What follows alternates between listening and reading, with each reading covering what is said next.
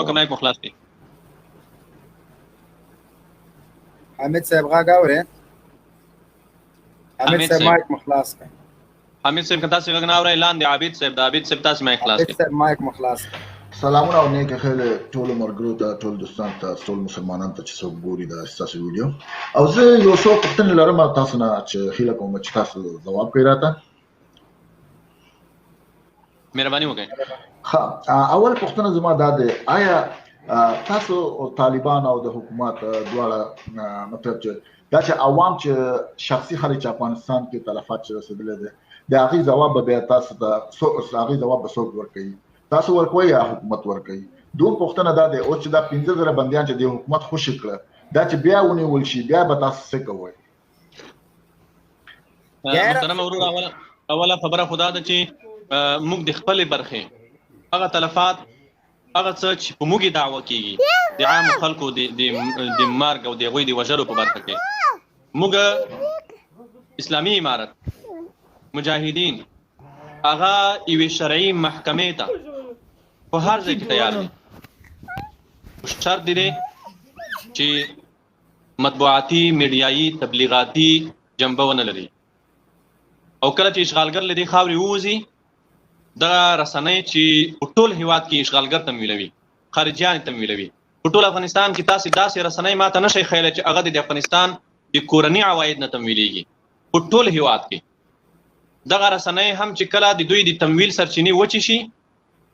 د دوی د تبلیغاتو خله بند شي افغانستان یو مستقل هیواد شي بیا یو داسې محکمه باید دایر شي چې هغه خپلواک وي او دویمه خبره تاسو د کابل ادارې په دویمه پوښتنه زه پوه نه شوم عابد صاحب تاسو وویل دومره پوښتنه زما دا چې دا بندیان چې 15,000 خلاص شو دا بیرته جنګ ته روان دي دغه بندیان چې خوشي شوي دي دغه بندیان خو د اسلامي امارت د مشرتابه له لوري دوی ته امر هم دا ده چې دوی په خپلو کورونو کې استراحت کوي د اسلامي امارت د جهاد جبهات چې دي هغه دغه خلکو ته اوس پورې اړتیا نه لري د خلکو زندان تیر کړی دا تکلیف تیر کړی دا په عذاب شوي دي دوی باید استراحت وکړي نه بعض زه راځم ابد سر تاسو سوال راځم او تر اوسه پورې څوک ثابتولای هم نشي چې یو زنداني د خوشي شوی وي هغه د بیا د جهاد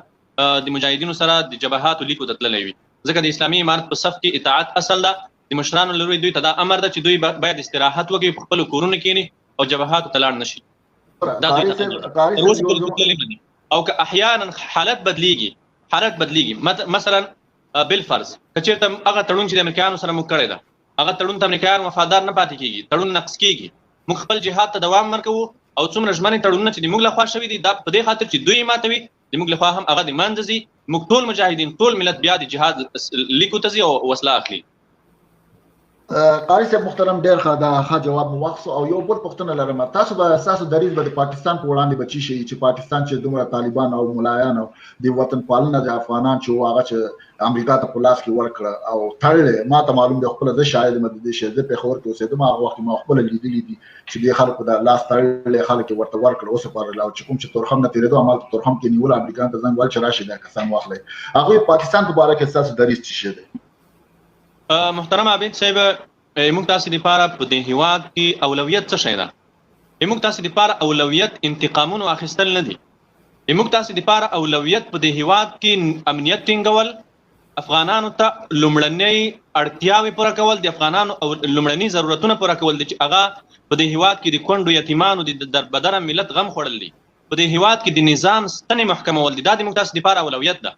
انتقام اخیستل که د موږ تاسو لپاره اولویت وای د موږ تاسو لپاره اولویت وای نو موږ به سبا د دوستم سره نه کېناستای موږ به سبا د هغه عبد الله سره نه کېناستای چې د خارجانو سره د افغانانو د وژلو تړون لاسلیک کړی وو موږ به سبا د هغه اتمر سره نه کېناستای چې د افغانانو سره د شپنیو چاپو د بمبارونو د امریکایانو د قضایي مسؤلیت تړون لاسلیک کړی وو دوستم د موږ نه 10,000 مجاهدین شهیدان کړي دي دغه عبد الله او دغه نادری او دغه د اشرف غنی ټیم دا وسم لګیا د ملت وژنې شهیدانوي د موږ په زرګونه مجاهدین دوی شهیدان کړي دي یعنی اوس په حال دوی لګیا دي نو زه چې د هغه چا سره خبرو ته کینم د هغه چا نه انتقام نه اخلم چې هغه زما 10,000 مجاهدین شهیدان کړي دي ولې نه اخلم تر انتقام ځکه زما لپاره اولویت دي د ملت ګټې دي ملت ګټه په دې کې چې باید په هیواد کې امن او سوله راشي دا هیواد د یو قوي نظام برخمن شي په دې هیواد کې د نظام ستنې محکم شي او ستنې ورغول شي. دا د موږ تاسو لپاره اولویت ده. د موږ تاسو لپاره اولویت دا نه ده چې د هیوادونو د ګاونډیانو سره په جنگونو او په لانجو کې ښکیل شو. یو افغان په صفت، د داسې یو افغان په صفت چې هغه حالات ژور څیړي او د هیواد اولیا ګټې ورته مهمې وي، احساساتي نه وي، جذباتي نه وي، رسنیو د فکر نه وي جوړ کړی. هغې لپاره به مهمه او اولاد اوي چې په دې هیواد کې محکم نظام راشي. موږ تاسو لپاره اولویت په اوس حالت کې دا نه ده چې موږ د چا نه انتقام واخلو. هغه که زموږ کورنی دشمن ده که بهرنی دشمن ده. امریکایانو په دې هیواد باندې په زرګونه بلکې په لکونه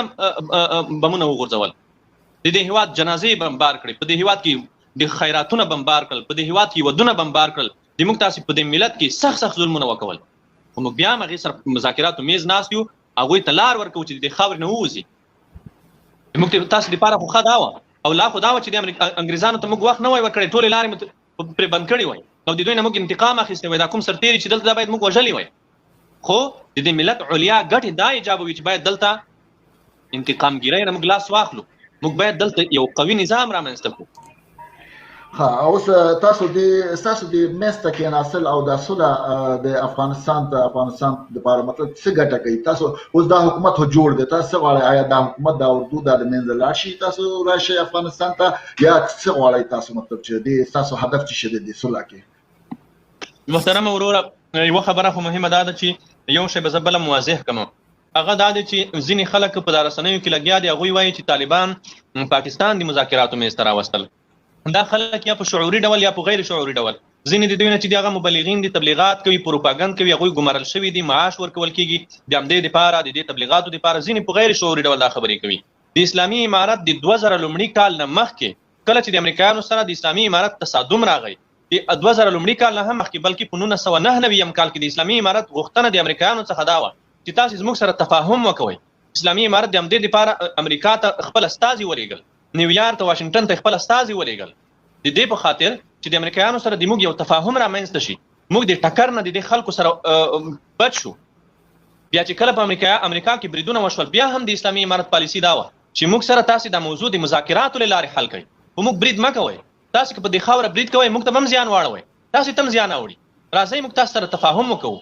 که چېرته اسامه یا د اسامه ملګري په دې برید کې ښکیل وي، راشئ تاسو اسناد شواهد وړاندې کړئ، موږ به اسامه په دې خپله خاوره کې محکمه کړو. که په دې خاوره کې تاسو محکمه نه غواړئ، موږ به یې دریم اسلامي هیواد ته وسپارو، اسلامي کنفرانس ته به یې وسپارو. امریکایانو دا خبرې د موږ سره نه منلې. د اسلامي امارت د اولې ورځې نه هم دا دریځ دی او اسلامي امارت په هر وخت د اخترونو په پیغامونو کې دا 19 کاله هم دا خبره کوي چې امریکایان د موږ سره د مذاکراتو لار غوره کړي، تفاهم لار دی غوره کړي.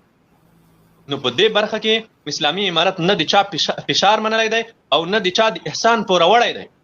اسلامي امارت د اولې ورځې نه تر نن ورځې پر همدا دریځ ده. اسلامي امارت د اولې ورځې نه تر نن ورځې پر همدا دریځ ده چې اول باید د افغانستان قضیه د خارجیانو سره حل شي، بیا وروسته موږ د افغاني جهتونو سره خبرې کوو. همدا دریځ نن هم ده، 10 کاله پخوا مو. را به شم ستاسې پوښتنې ته. ګورئ محترم وروره، اسلامي امارت په دې هیواد کې اسلامي نظام غواړي. اسلامي نظام خپل تعبیر او تفسیر لري. د کابل ادارې او د افغان جهتونو په مذاکراتي ټیم کې علما موجود دي. دوی څو کسان علما هم راوستي دي. دغه علما سره به موږ کینو. که چېرته دوی په اسلام، قرآن، حدیث، فقه، حنفي باور لري، موږ به د اسلامي نظام چوکاټ دوی ته وړاندې کړو. دوی د اسلامي نظام د کتاب له رویه نقد کړي، د حنفي فقه له رویه د نقد کړي، هغه ځای به موږ لرې کړو ترې. که چېرته اسلامي نظام موږ او د دوی په دې توافق وشو، دا خاوره د مسلمانانو ده، دا خاوره د اسلام ده، دلته سیکولریزم الحاد نه چلیږي، په دې تم موافق زم موافق ټول افغانانو، اکثریت افغانانو دا رایه ده چې باید اسلامي نظام راشي. چې په اسلامي نظام موږ تاسو سره موافق یو، راځئ د اسلامي نظام په تعبیر او تفسیر خبرې وکړو، د فقه حنفي نه، د قرآن او سنت نه د اسلامي نظام تعبیر راوباسو، په هغې به موږ تاسو ته توافق وکړو. دلته یو وضاحت زه بله وکړم. دلته 2 شیان دي. یو د کابل اداره ده، دا ټیم د اشرف غني ده، یا ټیم د کرزي و، یا ټیم د عبدالله ده. یو بنسټونه دي. اسلامي امارت د بنسټونو د نړولو په فکر کې نه دی او نه به چاته اجازه ورکړي چې د هیواد بنسټونه ونړېږي، دولتي مؤسسات ونړېږي. یو ټیم د اداره ده. د کابل دا اداره موږ اداره بولو، د نظام په حیث په رسمیت نه پیژنو، نه دا مشروع دولت ده او نه د مشروع دولت په حیث منو. افغانان راجمع کیږي د راتلونکي نوي نظام بنسټ کیږي نوي اداره جوړوي نوې نظام رامنځته کوي خدا په دې معنی نه ده چې بنسټونه دی ونړول شي بنسټونه به نه نړیږي خو اشرف غنی عبد الله کرزی دا خلک افغانان په ځان واکمنان نه مني مهرباني وکړئ داسې به څوک چې تاسو وایئ چې دا واکمنان نه مني که نه داسې به څوک چې هغه به افغانستان ته واکمن شي څوک به ومني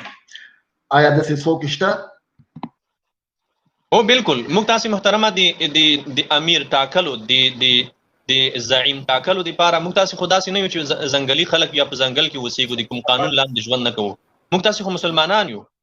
اسلام منو تم اسلام منی زم منم دا زما ستاسو د اشتراک نقطه ده د اشتراک ټکی ده راځي په اسلام کې به د امیر او د زعیم د نسب طریقه وګورو